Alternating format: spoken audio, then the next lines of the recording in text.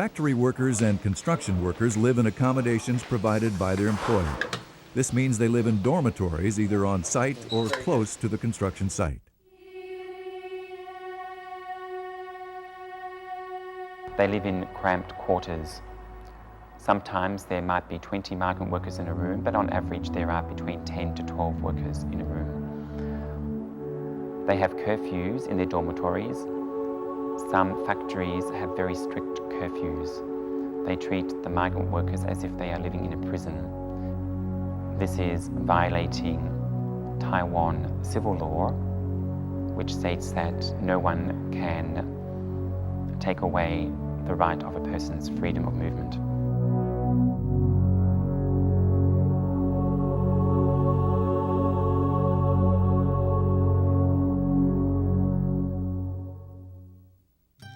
When migrant workers arrive in Taiwan, they find themselves working in factories, on construction sites, as fishermen, and as caregivers and domestic workers. They get the jobs that are dirty, difficult, and dangerous. Migrant workers who are working in factories and the construction sector are working in very dangerous working situations. His two co-workers came and helped him. Yeah. Did they take him to the hospital straight away? Did they give you the safety belt? No safety belt. Quite a number of migrant workers are victims of occupational accidents.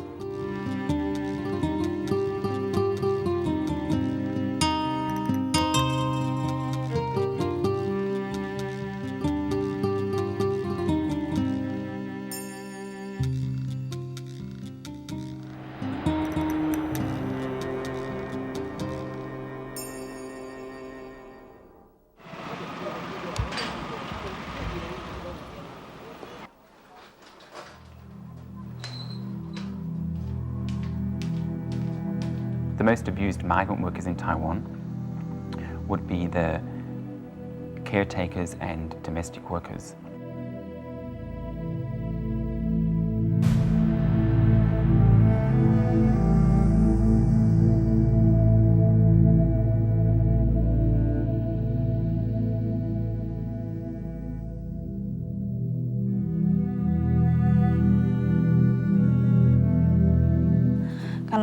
Orang tuanya juga nggak punya apa-apa.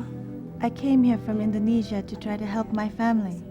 I thought if I could make some money, I would be able to send it back to Indonesia and help them out. A number of these women are sexually harassed, physically abused, and even raped. One evening, I was making fish for dinner, and I was so tired that I fell asleep while cooking. The wife came in and became so angry. She took a hot utensil from the heating pot and burned my hand.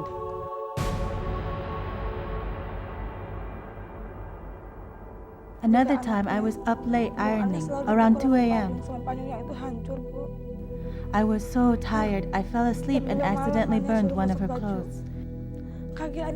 She punished me by burning my leg with the hot iron.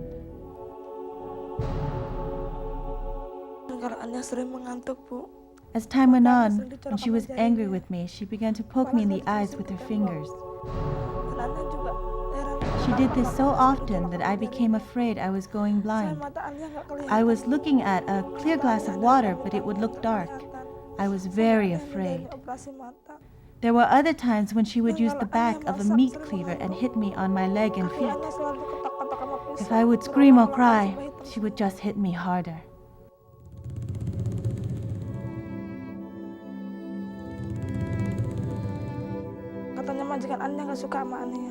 I was always so hungry.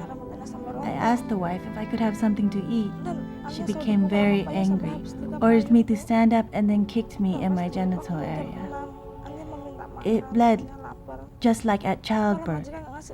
She forced me to clean up the mess and gave me nothing to eat that night.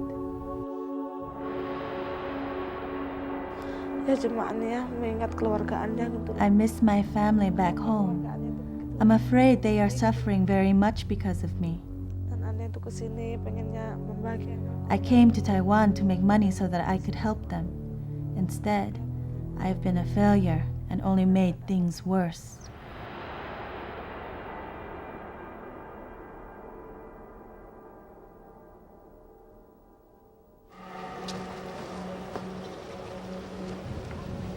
There's no point in coming here on a Sunday and, as a priest say, and telling workers, you know, God loves you, God is kind of close to you, God cares about you.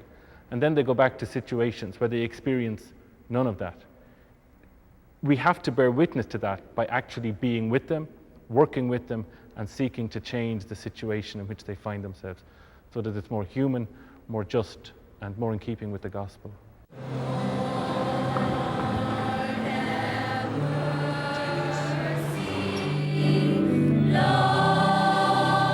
Sunday mornings are busy at Hope Workers Center. Columban missionaries celebrate Mass with almost 3,000 Filipino migrant workers.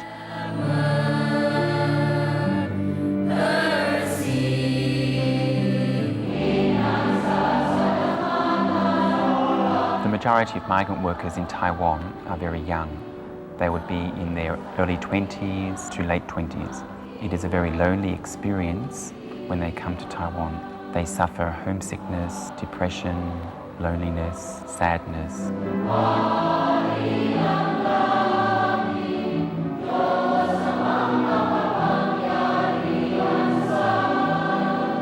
For many of the Catholic migrant workers, they turn back to their faith to give them strength and comfort in this difficult situation.